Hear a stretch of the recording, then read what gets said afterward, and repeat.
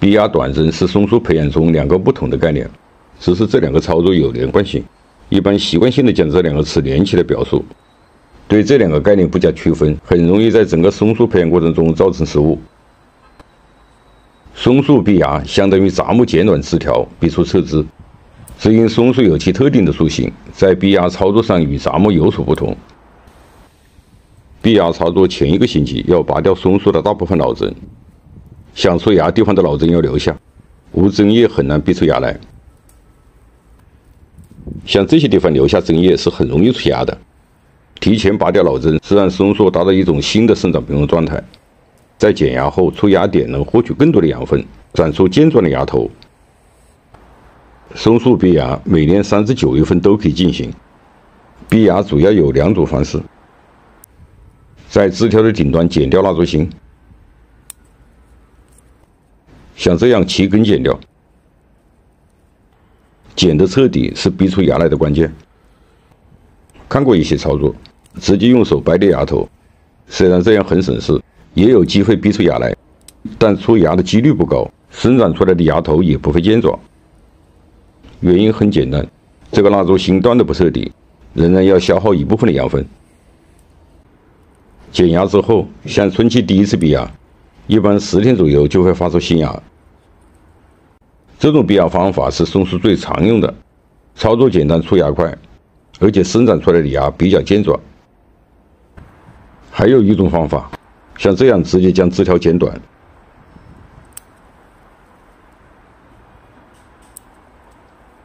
剪短后会在后端逼出芽来。这种方式逼出的芽相对于剪蜡烛芯要弱小，而且生长也比较慢。像这种出芽点不确定，都称为不定芽。逼不定芽是因为枝条过长，剪短逼芽可以达到缩短枝条的目的。关于松树说之，在这里不再展开。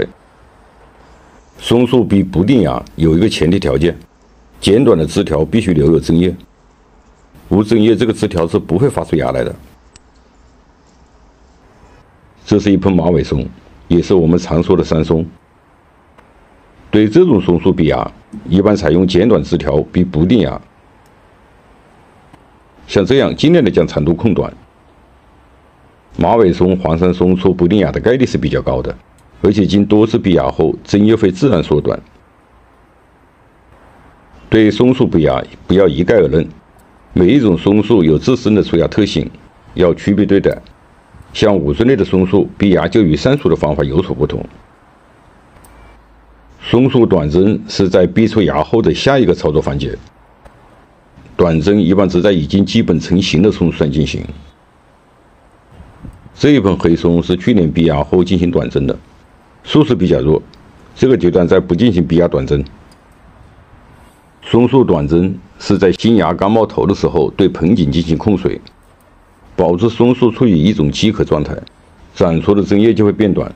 等到长叶定型后，再恢复正常的浇水施肥管理。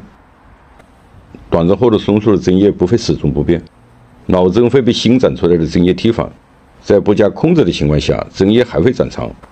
因此，对松树短针的操作，基本1至2年要进行一次。松树短针的时间一般在6月以后，气温比较高的时候进行。松树短针需要控制肥水，这样会在一定程度上抑制树的生长。正在培育或没有基本成型的松树，最好不要进行这种操作，那样会延长松树的成型时间。